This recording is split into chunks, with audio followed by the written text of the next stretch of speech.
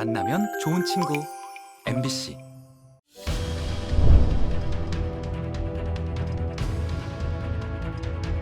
(2020년도와) 2021년도의 대출 금리가 3% 후반대였었는데요. 이때 이제 부산뿐만 아니라 전국적으로 집값 상승세가 가장 높았었던 것을 감안을 하면 3% 후반 정도가 된다라고 하면은 주택 거래는 본격적으로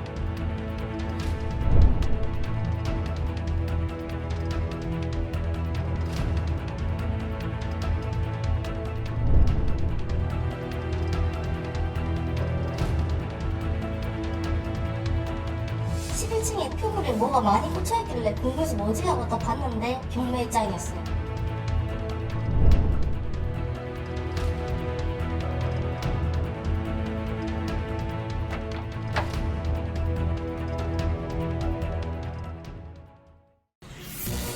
여러분 안녕하십니까? 시사포커스인 조경건입니다. 부산 부동산 양극화가 하반기엔 더 심해질 거라는 전망이 나오고 있습니다. 전세 사기와 역전세 우려도 더 커지고 있습니다.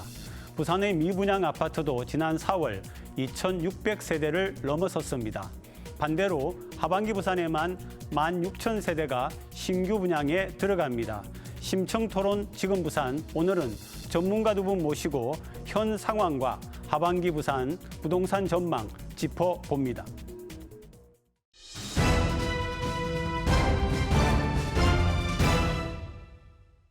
심층토론 오늘 나오신 두 분 소개하겠습니다. 강정규 동의대학교 부동산대학원장 나오셨습니다. 네, 어서 오세요. 안녕하십니까? 네. 김혜신 주식회사 솔렉스 마케팅 부산 지사장님 나오셨습니다. 어서 오세요. 네, 반갑습니다. 요즘 부산 부동산 시장 한마디로 어떻게 말씀을 해주실 수 있겠어요? 전반적인 주택시장의 침체는 가속화되고 있는 과정이긴 하지만 네. 서울 수도권의 경우에는 일부 지역에서나마 가격이 상승세로 돌아섰고 거래량이 좀 증가하는 현상이 나타나는 반면에 우리 부산 지역의 경우에는 우리 시청자 여러분들 잘 아시는 것처럼 가격 하락세가 전국에서 적게나마 제일 높은 그런 네. 상태이고요. 두 번째는 미분양 물량이 약 2,600세대 이상을 초과하면서 네. 그 과거 예년보다 조금씩 증가하고 있는 그런 상황입니다. 아울러 가장 큰 문제점 중에 하나는 이런 과정 속에서 거래량이라도 조금 회복이 돼야 되는데 거래량도 2, 3월 달에 잠시 늘어났다가 다시 주택시장 중심으로 해서 크게 늘어나지 않고 기타 다른 뭐 개발 시장, 그다음에 상가, 뭐 토지 거래 대부분이 다 전형적인 침체 모습을 띠고 있고 아직까지 크게 벗어나고 있지 않은 상황이 전개되고 있는 상황입니다. 지사장님, 침체 상황이다. 동의하시는 거예요? 교수님 말씀에 전적으로 동의를 합니다. 그렇습니까? 네. 저희 부산 시민들께서도 이미 체감적으로 느끼시고 있으실 거라고 생각이 들고요. 저희가 시장을 판단하는 주요 그 지표들이 있는데 그 지표들도 상당히 좋지 않은 상태를 유지하고 있죠. 그래서 기존 주택 시장도 매매가, 전세가 다 동반 하락하고 있고 또 교수님 말씀하셨다시피 거래량도 평년 수준의 절반은커녕 3분의 1 수준도 못 미치는 그런 상황이고요. 분양 시장도 비슷한 상황이죠. 청약 경쟁률이 떨어지고 그럼으로 인해서 미분양 들이 늘어나고 또 고금리 상황이라든지 전반적인 경기 상황대로 개선될 수 있는 것들이 상당히 없기 때문에 부산은 지금 침체 상황들이 상당히 이어지고 있다 이렇게 보시면 될 것 같습니다. 그러면은 가을이 오고 하반기가 본격적으로 시작되면은 좀 나아질까요? 어떻습니까 전망이? 예, 일단은 뭐 집값을 예측하기는 무척 어렵다라고 생각이 들고 있지만 전형적으로 집값에 영향을 주는 몇몇 가지 대표 요인, 즉 예를 들자면은 금리, 그다음에 정부 정책 같은 것들을 보게 되면은 그 앞으로의 주택 가격에 대한 추이를 좀 예측해 볼 수 있습니다. 특히 지금 금리 같은 경우에는 조금 안정세로 접어들었긴 했지만 아직까지 미국 기준금리가 한두 차례 정도 더 올라갈 가능성이 크다라고 예고가 되고 있고 그에 따라서 우리나라 기준금리도 올라갈 가능성이 있지 않겠냐라는 그런 우려감이 좀 남아져 있는 상태이기 때문에 전체적으로 금융시장에 대한 불안이 집값 하락에 크게 영향을 미치고 있다고 볼 수 있을 것 같고요. 두 번째는 여러 가지 이유로 인해서 정부의 규제 완화 카드가 생각보다 상당히 늦게 나오고 있는 상황입니다. 그래서 속도 조절을 하고 있는 듯한 모습까지도 좀 보이고 있어서 이 많은 경기 부양에 따른 규제 완화책을 기대하는 투자자들 그리고 실수요자들이 아직까지는 좀 멀었다, 가격이 좀 하락할 것이다라고 판단을 하는 것 같습니다. 그 외에 우리 지역적인 차원에서 봤을 때는 청년층이 이탈을 하는 과정 속에서 주택 또는 부동산에 대한 수요가 크게 늘지 않는 것들도 앞으로 주택시장이 조금 더 하락세를 띌 것으로 예측되는 요인이라고 볼 수 있습니다. 다만 이런 과정 속에서도 최근에 분위기가 상당히 지금 올라가고 있는 2030 부산 네. 엑스포 추진에 따른 여러 가지 지역개발 사업이 네. 매우 활성화될 가능성이 커지고 있습니다. 가덕 신공항, 그다음에 북항 2단계 재개발 사업, 그다음에 그 강서 재개발 또는 신규 개발 사업, 그다음에 제2센텀 사업 이런 것들이 상당히 부동산 시장에 영향을 줄 수 있는 여지는 남아져 있다. 그래서 상승 요인과 하락 요인이 있지만 현재로 봤을 때는 상승 요인보다는 하락 요인이 좀 더 클 것으로 보여지고 있기 때문에 지금 같은 침체는 조금 더 이어질 것으로 판단을 합니다. 어떠세요?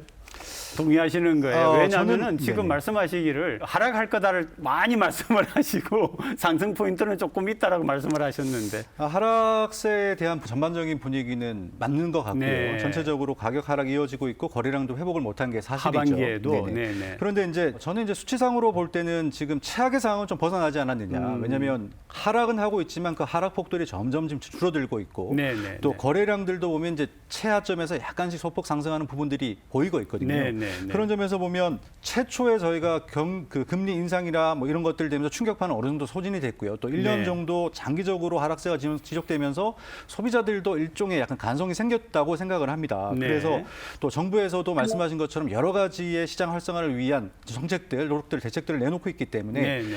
저는 이제 추가 하락보다는 이게 이제 바닥 다지기에 좀 진입된 게 아닌가. 그렇다고 바닥 하면 다지기? 뭐 네네. 상승까지 이어지기는 힘들겠지만 이 상태에서 바닥 다지기가 네. 좀 당분간 이어지지 않을까라고 생각을 합니다. 상반기보다는 그래도 어쨌든 조금은 긍정적인 방향으로 추세를 틀 수는 있다. 그럴 가능성은 있다. 이런 예. 말씀. 네, 뭐 그런 기대를 가지고 있습니다. 기대를 가지고 계시고. 전적으로 하락 그 추세만 보더라도 네네. 하락폭이 상반기보다는 하반기가 좀 더 줄어들 것으로 네네. 보여지고 네. 있기 때문에 좀 하락세는 이어지지만 일부 지역에서는 반등할 수 있다. 하지만 전체적인 분위기는 하락 분위기가 조금 더 갈 것으로 예상을 하고 있습니다.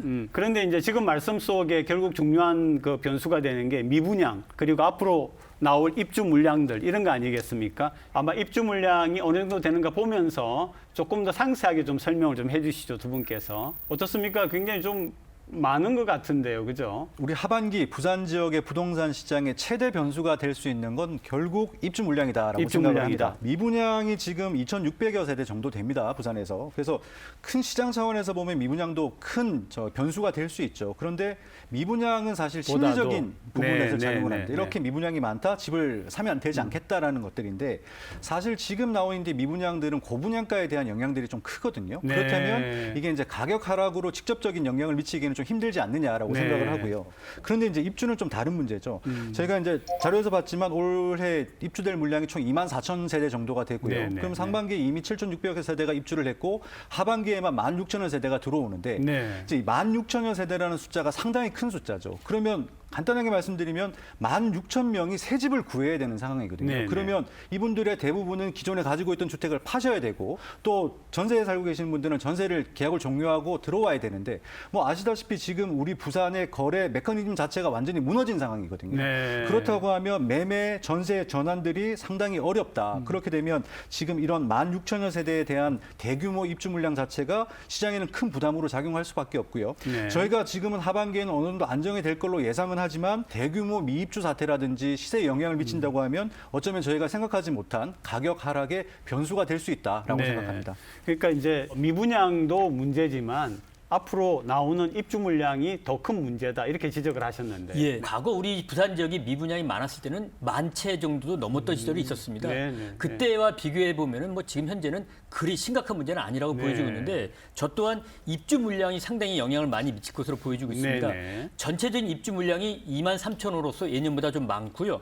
특히 더 우려가 되는 것은 그동안에 우리 지역의 주택 시장의 주택 가격을 이끌어왔던 지역들 연제구라든지 부산 진구가 비교적 주택 가격의 강세를 이끌어왔던 지역인데 이 지역에서부터 가격이 좀 반등이 되어야지만 가격도 올라가고 거래량이 뒷받침이 되는데 네네. 이 지역에서의 하반기 입주 물량이 우리 부산 16개 구군 중에서 제일 많습니다. 네네. 그래서 네. 특정 지역의 입주 물량이 많은 것이 그 해당 지역의 전세 가격 그리고 매매 가격의 하락까지도 이끌어 올 수 있다. 네. 그렇게 본다라고 하면은 입주 물량이 많아지는 과정 속에서 우리 지역의 대표적인 인기 주거 지역 중에 하나인 이곳에서 네. 가격이 반등하지 못한다라고 하면은 하반기에 상당한 좀 그 가격에 대한 영향을 줄 수 있고 더 나가서 지금 우려가 되는 전세난, 역전세난에 네, 대한 네. 문제까지도 이어지면서 세입자 그리고 주택을 분양받은 후에 입주하려는 수분양자들께도 영향을 미칠 수 있는 그런 상당한 변수로 작용할 가능성이 크다라고 판단이 됩니다.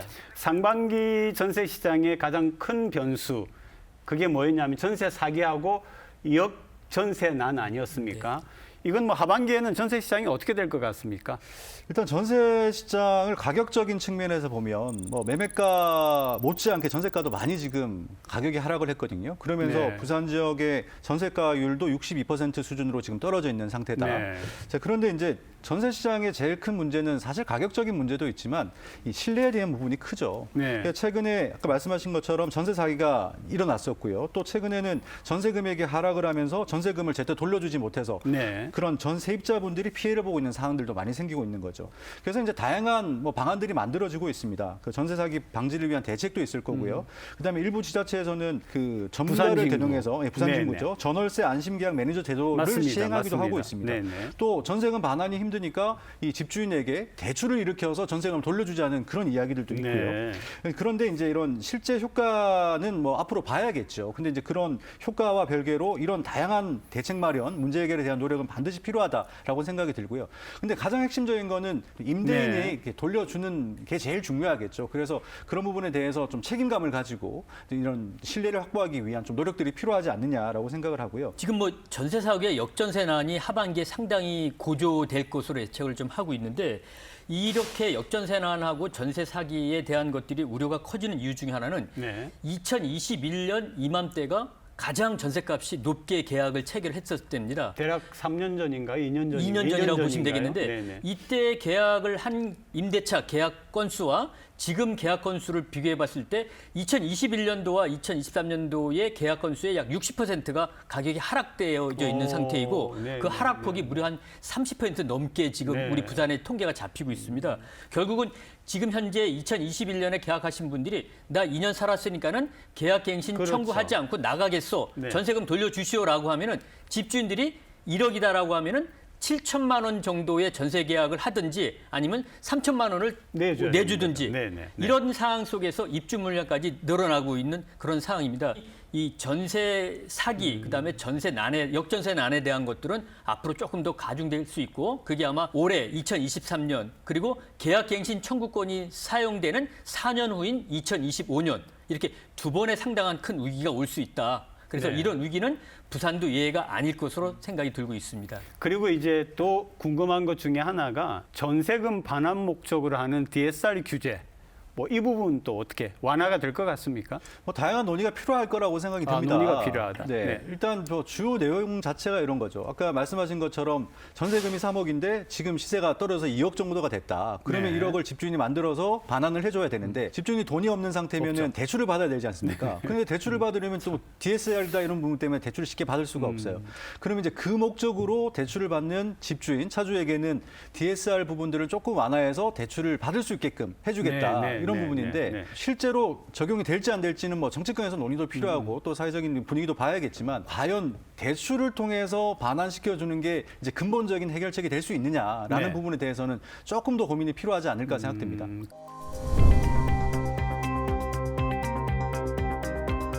특례 보금자리론이라고 하는 이런 혜택이 사라지면서 정책적인 효과가 좀 반감될 수 있는 가능성이 있다. 매수자 입장, 집을 사는 입장에서는 크게 혜택이 없는 거죠.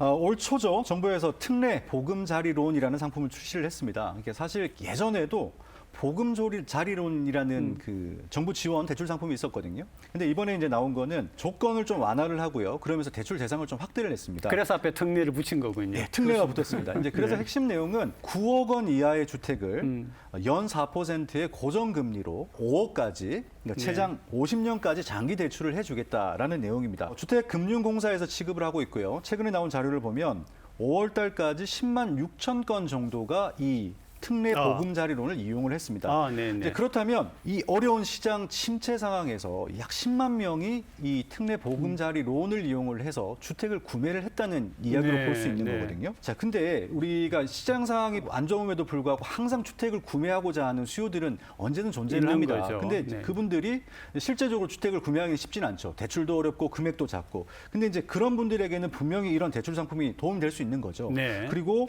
이런 어떤 측면에서 보면 거래 활성화 측면, 그다음에 실수요자들이 내 집 마련을 만들 할 수 수 있는 있게 해주는. 기회를 제공해 주는 측면에서 네. 보면 이 특례 보금자리론 이 정책적 효과는 분명히 있다라고 생각을 하고요. 특례 보금자리론 효과와 그리고 활용 측면에 대한 얘기를 좀 드리도록 하겠습니다. 네네. 일단 이 특례 보금자리론은 내년 1월 29일까지 한시적으로 1년만 지금 활용이 되는 네네. 부분인데 다만 지금 조금 우려스러운 것 중에 하나는 이 특례 보금자리론에 대한 이자가 네. 고정금리다 보니까는 주택담보대출 일반적인 보금자리론과 일반적인 주택담보대출 금리보다 높은 경우가 지금 발생할 우려가 좀 있습니다. 아까 4%라고 하셨잖아요. 예, 4%죠. 예. 네, 근데 네, 지금 네. 현재 최저 좀 기준으로 낮아지고 봤을 때는 있으니까. 네. 특례 보금자리론보다 더 싼 주택담보대출 상품이 출시가 되고 있기 때문에 네, 네. 특례 보금자리론이라고 하는 이런 혜택이 사라지면서 정책적인 효과가 좀 반감될 수 있는 가능성이 있다. 따라서 지금 현재 금리가 조금 변동이 있긴 하지만 이 특례 보금자리론에 대한 이자 이외에 좀 활용 가치를 높일 수 있는 이런 정책적인 것들이 좀 마련되어야 될 필요도 있다. 네, 또 한 가지 대책이 나왔었죠.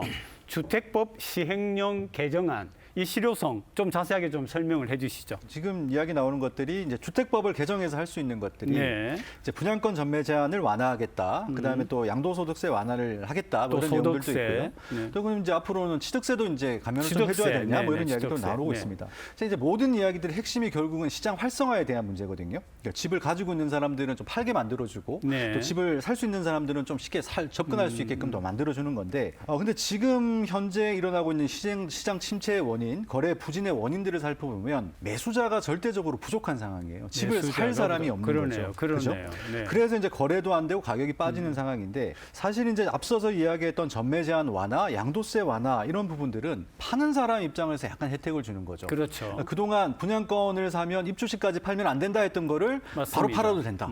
그다음에 양도세를 빨리 팔면 양도세율이 높았는데 좀 줄여준다. 이런 내용들이거든요. 그러면은 결국에는 지금은 사는 사람들을 움직일 수 있는 취득세? 혜택을 줘야 되는데 네. 지금 나온 것들은 매수자 입장, 집을 사는 입장에서는 크게 혜택이 없는 거죠. 그래서 집을 사는 매수자 입장에서 어떤 정책들이 조금 더 나와줘야 네. 되지 않을까라고 생각을 합니다. 어떻게 생각하세요? 예, 뭐 지금 현재 거래량 수준으로만 본다라고 하면은 네. 매우 비정상적인 시장의 모습을 띠고 있기 때문에 네. 가격 등락은 차치하고라도 거래량으로도 좀 어느 정도 안정세를 좀 보여줘야 하는 그런 정책적인 방안들이 만들어져야 한다라고 보여지고 네. 있고 그런 정책적인 방안의 입장에서는 지금 뭐라도 해야 할 입장이 아니겠는가라는 생각이 들고 있습니다. 그런데 이제 여러 가지 정부의 정책적인 기조, 여야 간의 또 이런 여러 가지 분위기의 또 네, 다른 정치적인, 것들, 예, 네, 네. 이런 것들로 인해서 지금 다양한 정책들이 거론만 됐지 실제 실행되는 게 생각보다 많지 않습니다. 네. 그런 과정 속에서 일부 세금 중심의 규제 완화가 됐긴 했지만 이런 정책의 일관성 측면에서 봤을 때는 지금 조금 세금이 낮아졌다 하더라도 지금 집을 사거나 또는 투자 목적으로 집을 보유하게 되면 정권이 바뀌게 네네. 되면 또 세금이 올라가게 되면 또 폭탄을 맞지 않겠느냐. 정책의 일관성 측면에서의 우려를 하는 경우도 상당히 많다. 네. 그래서 실수요자나 무주택자나 투자자 모두가 내 돈을 가지고 내 편한 집, 내 돈을 가지고 임대 목적의 집을 하나 더 사도 되겠다. 그로 인해서 거래를 좀 활성화시킬 수 있는 이런 기대감과 안정감을 줘야 하는 것들이 제일 필요하지 네네. 않겠나. 네네. 그래서 무엇보다도 가격의 등락보다는 거래량을 어느 정도 안정적으로 늘어나게 하는 이런 시장의 정상화적인 모습이 먼저 마련되어야 되고 그에 따른 정책들이 필요하지 않겠나 생각을 하고 있습니다. 이미 뭐 부동산 시장 안정화하고 제대로 돌아가게 하기 위하여서 정부가 해야 될 일을 말씀을 해주셨는데 맞습니다. 우리 네. 지사장님도 좀 보태주시죠. 네, 같은 이야기일 것 네. 같습니다. 그래서 결국에 시장의 활성화라는 거는 가격을 상승시키기 위한 정책은 아니거든요. 그렇죠. 네, 시장 활성화는 거래 활성화를 시키기 위한 걸로 가야 되는 거고요. 지금 상황은 아까 말씀드린 것처럼 매수자 입장에서 어떤 집을 살 수 있는 환경을 만들어주는 네. 게 무엇보다 필요하다. 또 하나 한 발짝을 더 나아가면 사실 이제 시장 활성화라는 게 이 무주택 실수요자만으로는 이게 활성화가 쉽게 되질 않습니다. 네. 그래서 유주택자 또 흔히 말하는 건전한 투자자들이 시장을 참여할 수 있는 길도 열어주는 게 반드시 네, 필요하거든요. 네, 네. 그래서 이분들에게도 시장을 참여를 할 수 있는 또 정책적인 고민들이 조금 필요하지 않을까라는 부분이 있고요. 그래서 이제 그런 부분을 보면 뭐 한시적이라 하더라도 지금 DSR이라든지 다주택자에 대한 대출 규제 완화 이런 대출 규제들이 많이 있지 않습니까? 네. 그런 부분들을 약간 좀 풀어주는 것들이 필요하지 않을까라는 부분과 그다음에 신규 주택을 구매하는 사람들의 뭐 세금적인 부분이죠. 양도세라든지 취득세를 면제하면서 주택 시장으로 들어올 수 있게끔 길을 좀 열어주는 것들이 좀 필요하다라고 생각을 합니다. 두 분이 이렇게 모시고 이 부동산 얘기한 게 이번이 처음이 아니잖아요. 네. 우리가 벌써 두세 번 한 것 같은데 항상 마지막에 제가 여쭤본 게 있었습니다. 실수요자. 언제 그러면은 주택을 사면 되겠느냐? 기다려야 되느냐? 지금 사는 게 나으냐? 우리 원장님 먼저 좀 말씀해 주시죠. 예. 네.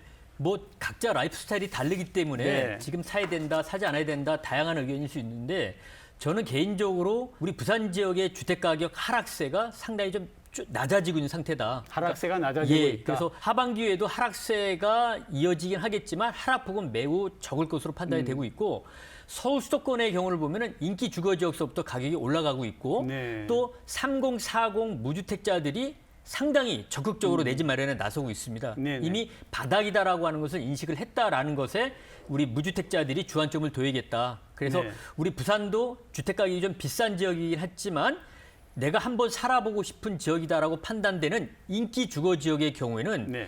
생각보다 하락폭이 크지 않을 것으로 생각이 들고 있습니다. 네, 네, 그래서 네, 네. 그런 지역에 집을 사야겠다라고 생각하는 무주택자들은 지금이 바로 내 집 마련의 시기다라고 해서 보다 좀 적극적으로 내 집 마련에 나서야 할 것으로 판단이 들고 있고 네. 반면에 어떤 투자 목적 그리고 가격 상승 목적이 아니라 거주 목적으로 내 집을 마련해야겠다. 그리고 내가 조금 비싼 지역보다는 비교적 저렴한 네. 지역의 주택을 찾겠다라고 하신 분들은 하반기 이후까지 하락세가 네. 이어질 가능성이 있기 때문에 하반기 이후 내년 초까지도 내 집 마련의 기회를 조금 미루시고 네, 네. 기다리시는 게 어떻겠는가 이렇게 두 가지 측면에서의 그러시네요. 내 집 마련에 대한 네. 이야기를 드리고 싶습니다. 일단 주택을 구매하려면 상당히 많은 비용이 듭니다. 그러다 보니까 이제 낮은 가격에 주택을 사고 싶은 게 이제 당연한 마음인데요. 근데 가격 하락은 뭐 아무도 알 수가 없습니다. 지금 그렇죠. 이제 하락하는 더 마지막이다, 바닥이라고 생각하면 더 빠질 수도 있는 거고. 네.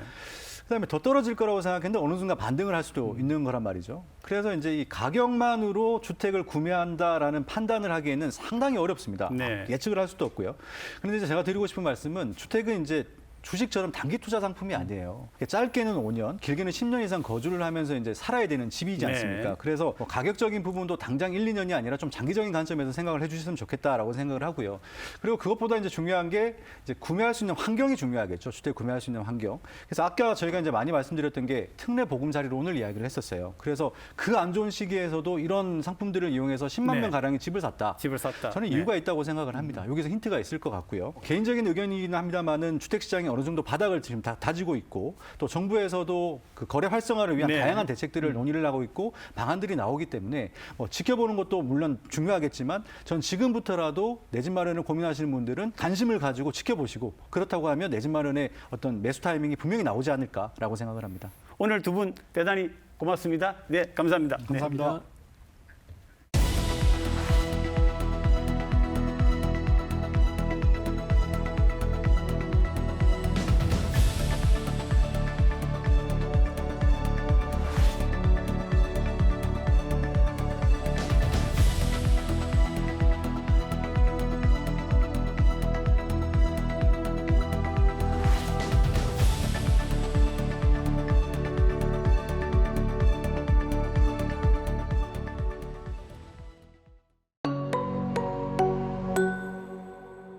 한 주간 주요 뉴스를 분석해드리는 뉴스앤 이슈. 정부가 이번 수능에서 초고난도 문제, 즉 킬러 문항을 출제하지 않겠다고 밝혔습니다.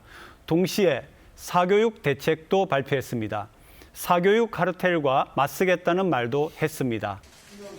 이번 사교육 경감대 측의 핵심은 유치원부터 고등학교까지 모든 사교육 수요를 공교육으로 흡수한다는 겁니다. 사교육 부담을 가중시키고 이로 인해 교육의 공정성을 훼손하는 사교육의 악순환에 고리를 끊고자 합니다. 먼저 중고등학교에선 EBS 시스템의 수준별 콘텐츠를 대폭 확충하고 연간 71만 원 상당의 유료 강좌를 무료로 전환하기로 했습니다. 부족한 교과목 지도를 위해 방과 후 보충도 늘리기로 했습니다. 초등 단계에서는 이른바 학원 뺑뺑이를 막기 위해 돌봄 서비스를 강화합니다. 유아 단계에서도 수요에 맞게 영어와 예체능 교육을 지원하기로 했습니다. 대통령실 관계자는 이른바 사교육 이권 카르텔과 관련해 교육부에 이미 40여 건의 제보가 들어왔다며 필요시 사법 조치를 고려하겠다고 밝혔습니다. 초고난도 문제 킬러 문항이 사라질 거란 정부의 발표에 일부 수험생들은 오히려 부담이 늘었다고 말합니다. 시험이 쉬워지면 학생들 입장에서는 약간 다 맞아야 되나? 약간 이런 부담을 받기 때문에 사실 부담감은 그게 더 커질 수도 있거든요. 수능을 불과 5개월 남긴 수험생들에겐 당장 원서 접수부터 고민입니다. 예년 같으면 이 시점에 수능 경향을 파악해 선택 과목을 결정하고 대비해야 하는데 수능이 어떻게 나올지 예측이 어려워졌기 때문입니다. 다만 학교 현장에서는 대다수 수험생을 고려했을 때 킬러 문항이 사라지는 걸 긍정적으로 평가하기도 했습니다. 정부는 변별력을 갖춘 평가가 가능하며 공교육 과정에서 출제한다는 원칙엔 변함이 없다고 거듭 강조했습니다.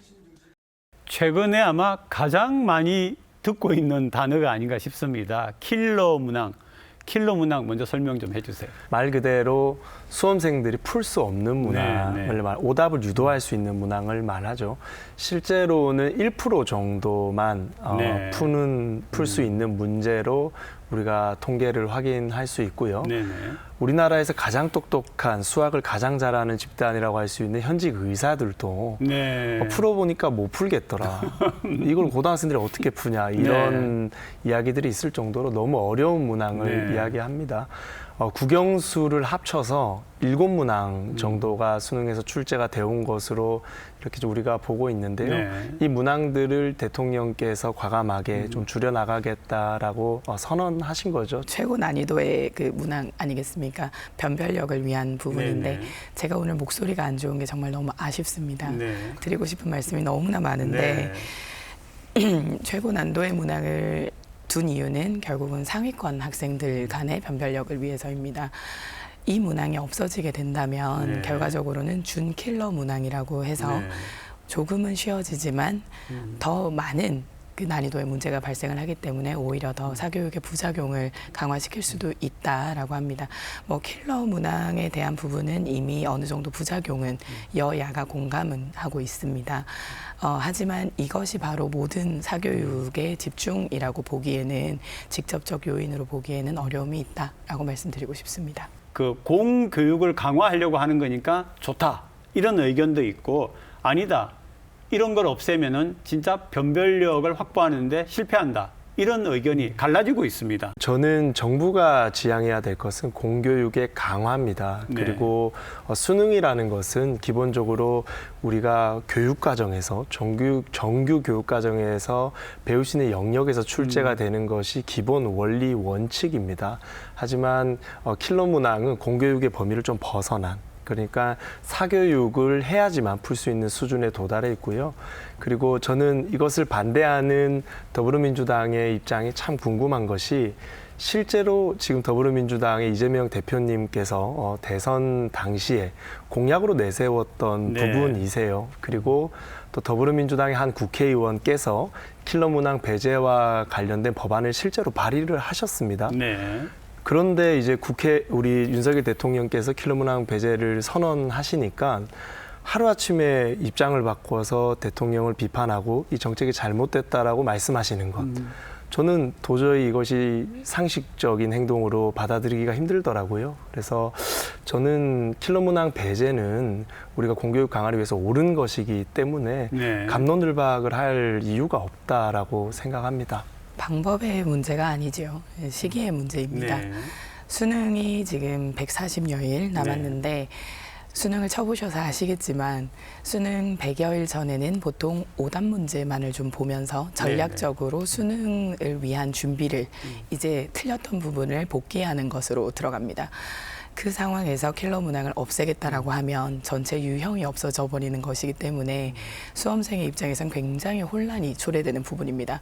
방법에 대한 부분은 동의합니다. 킬러 문항에 대한 부분에 대해서 사교육으로 집중이 될 수 있는 부분을 해소하는 것 좋습니다. 하지만 이 시기에서 지금 9월 모평을 앞두고 있는 수험생들에게는 굉장히 혼란이 초래가 되는 부분이다. 성급했다라고 말씀드립니다. 저는 서지현 의원님 말씀에 공감하는 부분이 많거든요. 근데 대부분의 민주당 인사들께서 서지현 의원님처럼만 말씀해 주시면 받아들일 수 있을 것 같아요. 그런데 한 국회의원께서는 또 한 대변인께서는 언론에 나오셔서 대통령 뭘 모르면 손대지 마라. 뭐 교육에 대해서 모르면서 가만히 있어라. 이런 식으로 말씀을 하고 계세요. 그러니까 제가 앞서 말씀드린 것처럼 본인의 정당의 대표께서도 동일한 공약을 하셨습니다. 그런데도 이렇게 인신공격성, 공격을 교육에 관련된 정책에 하는 것은 저는 민주당 분들이 참 반성해야 될 부분이라고 생각하고요. 서지현 의원님이 굉장히 좋은 말씀 해주셨어요. 시기적으로는 저도 조금 시급했다라는 생각이 있습니다. 그렇기 때문에 이럴 때 야당이 필요한 거예요. 대통령 좋은 정책 해주셨으니까 시기를 좀 조율해보면 어떨까요? 내년에 하는 건 어떨까요? 이런 것을 제시해 주는 것이 정말 건설적인 야당의 자세거든요. 그래서 민주당도 조금 변화를 해주셨으면 좋겠고요. 그리고 수험생들이 부담이 있을 수도 있습니다. 하지만 쉬운 문제가 어렵게 출시된다라고 하면 수험생들이 정말 많은 부담을 느끼겠죠. 하지만 어려운 문제를 제외해 주겠다고 하는 겁니다. 그렇기 때문에 모두가 또 같은 조건에서 시험을 치는 것이기 때문에 큰 부담감을 가지지 않으셔도 될 것이다라고 저는 평합니다.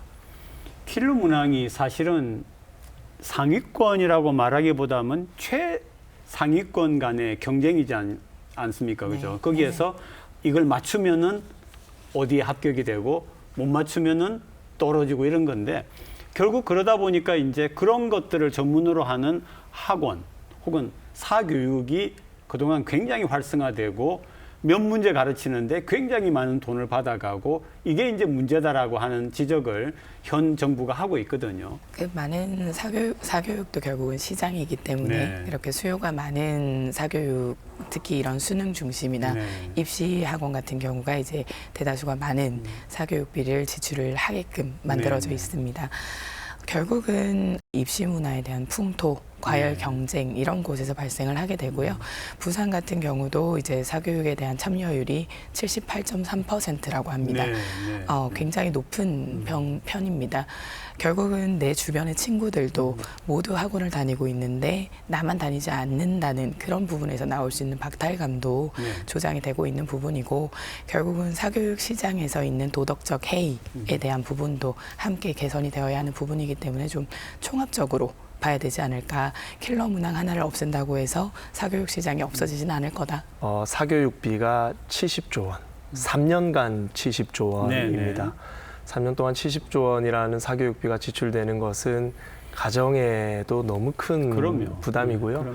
학생들도 긴 교육과정 끝에 또 학원으로 또 가외실로 가야 되는 이 현실, 수능과 대학이 전부가 아님에도 불구하고 마치 당연한 것처럼 그냥 공부를 하기 위해 태어난 사람들처럼 이렇게 청춘과 또 청소년기를 낭비하는 것은 저는 좀 잘못됐다라고 생각을 해요. 그래서 우리가 사교육비 절감을 위해서 킬러 문항 배제는 꼭 선행되어야 되는 것이고 이를 시작으로 단계별로 좋은 제도들이 정부를 막론하고 정파를 막론하고 교육에는 정치가 없습니다. 그렇기 때문에 우리가 합심해서 정말 미래 세대들을 위한 대책을 잘 세우면 좋겠습니다.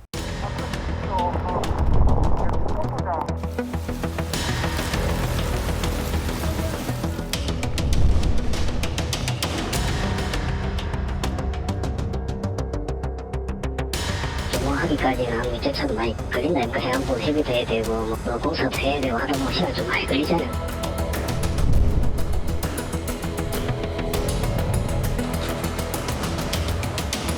여기서 물 퍼낸다고 그 물이 안 들어옵니까? 이 하천 자체가 넘쳐오는데 이 지역을 빨리 좀 더 올려가지고 침수가 안 되도록 그렇게 하는 게 가장 우선이죠. 이 일대는 2년 전 침수 위험 개선지구로 지정됐습니다. 저류조와 펌프 시설이 지어질 예정인데 아직 어떻게 지을지 설계도 안 나온 상태입니다.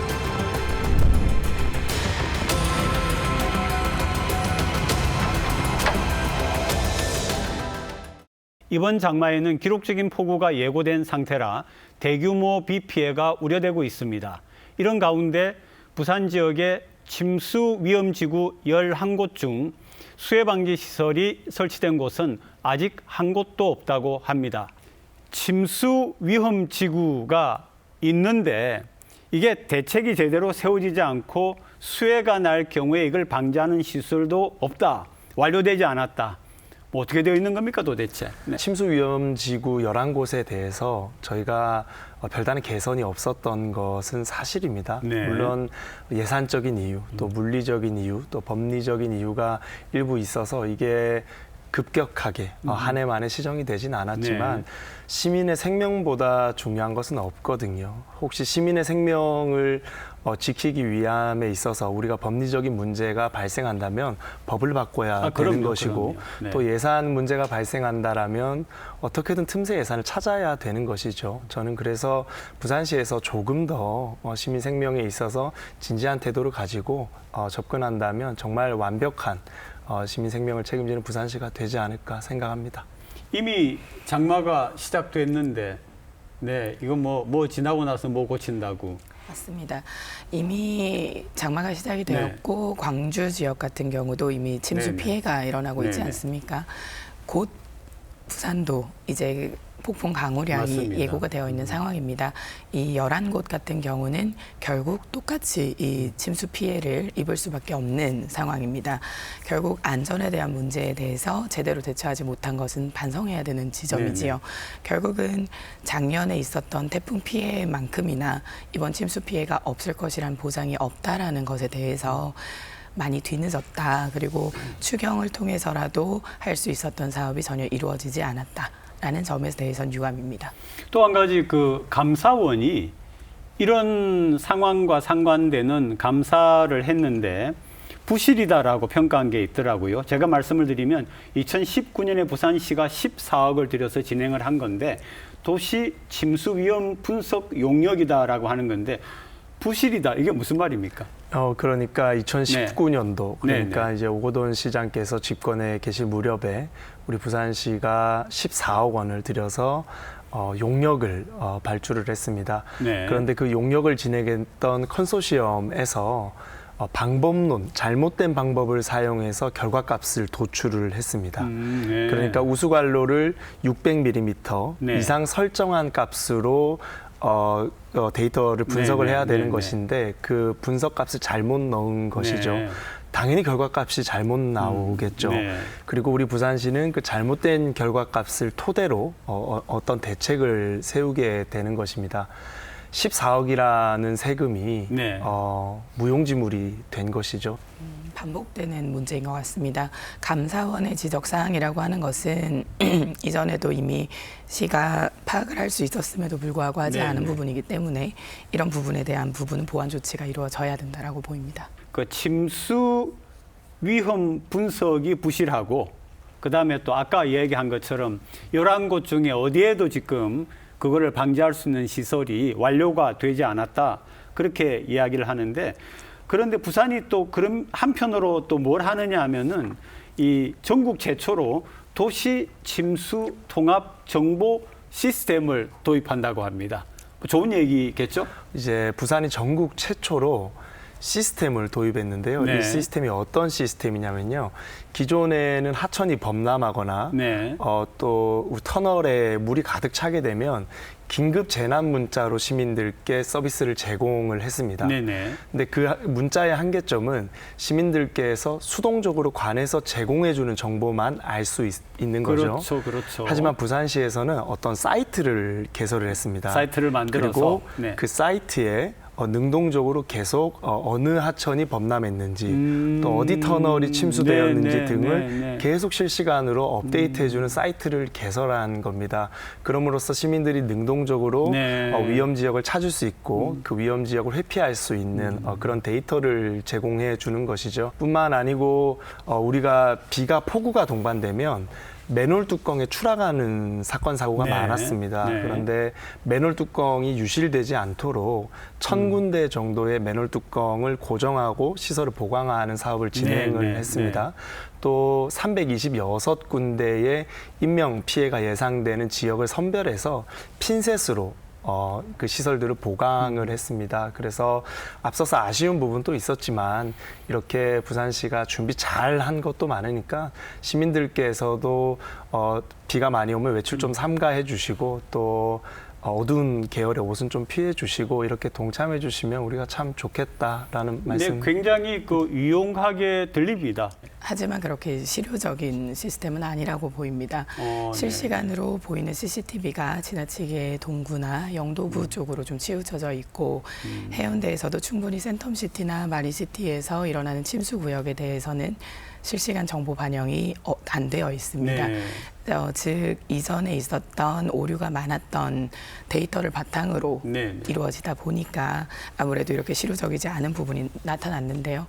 조금 더 개선해야 될 지점과 시민들이 체감을 하셔야 되는 부분이 좀 반영될 필요가 있습니다.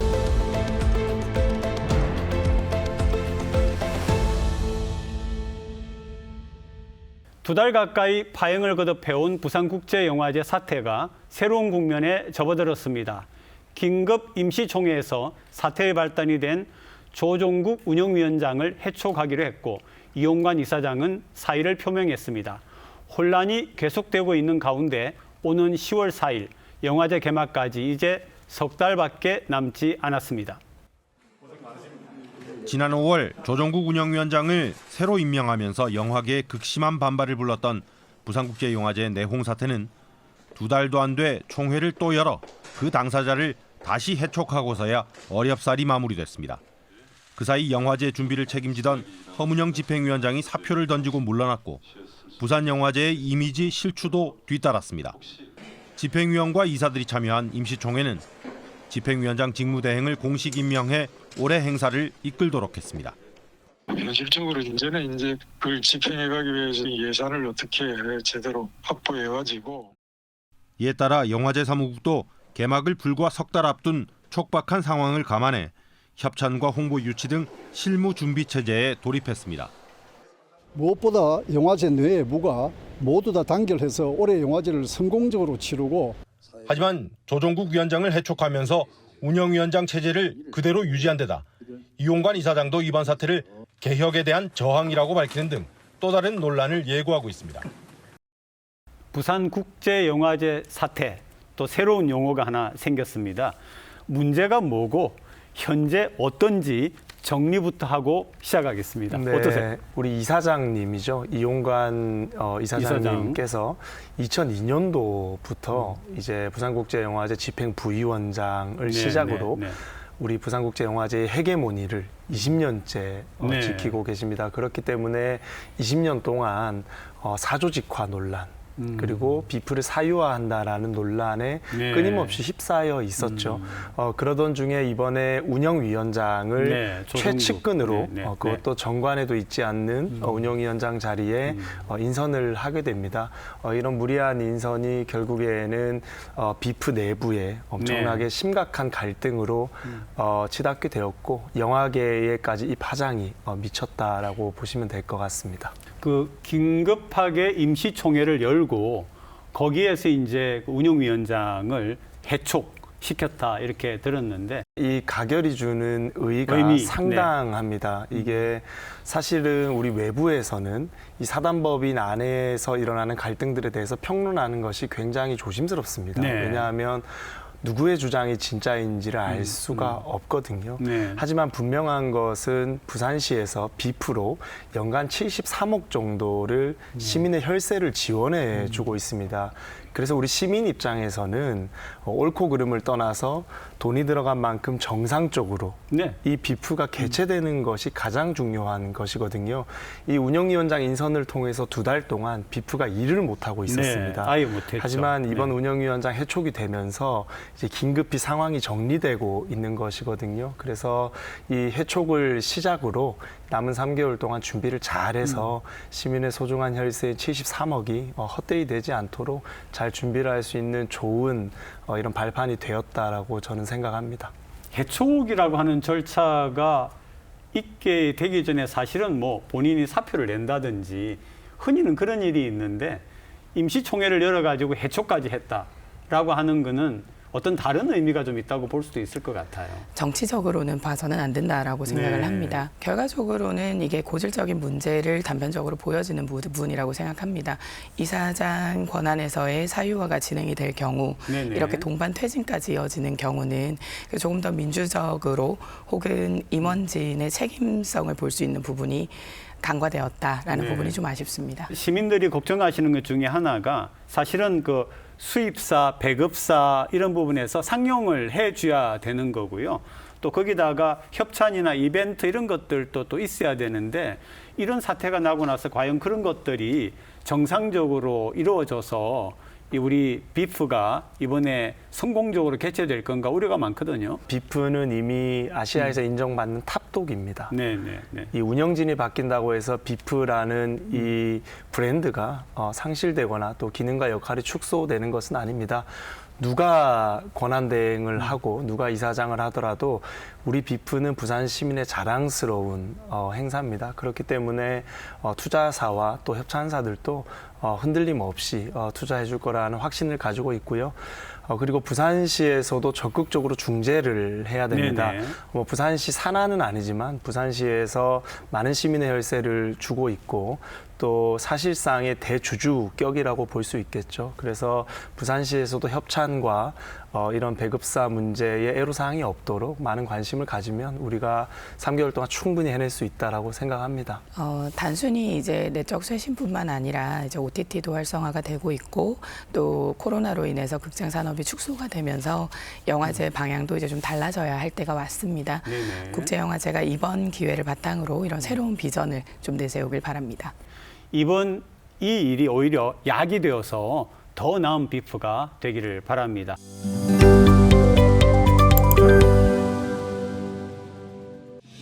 카드업계에 따르면 올 들어 5월까지 부산을 방문한 외국인 관광객의 신용카드 매출 건수가 지난해보다 5배, 결제금액은 10배 이상 증가했습니다.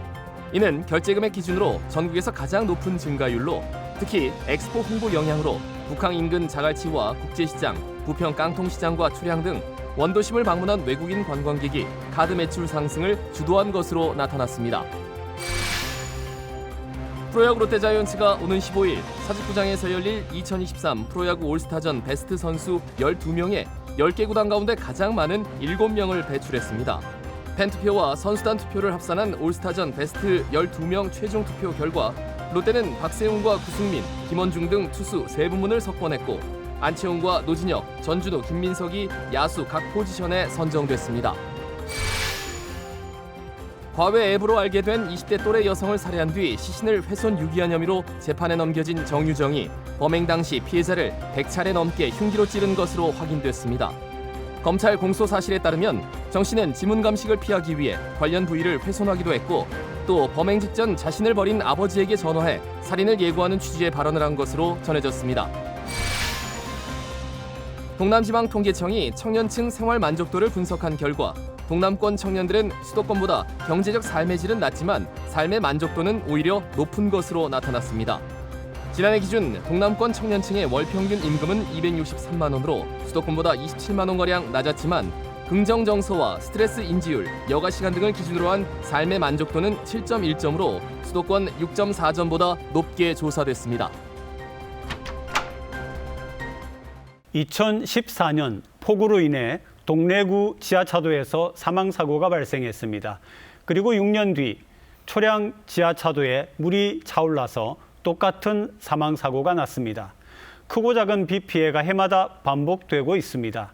모든 피해를 다 막을 수야 없겠지만 최소한 예상 가능한 사고는 막아야 하지 않겠습니까? 언제까지 걱정만 해야 하는지 참 답답합니다.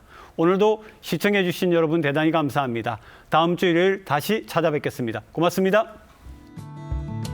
No, I'm not colorblind. I know the world is black and white.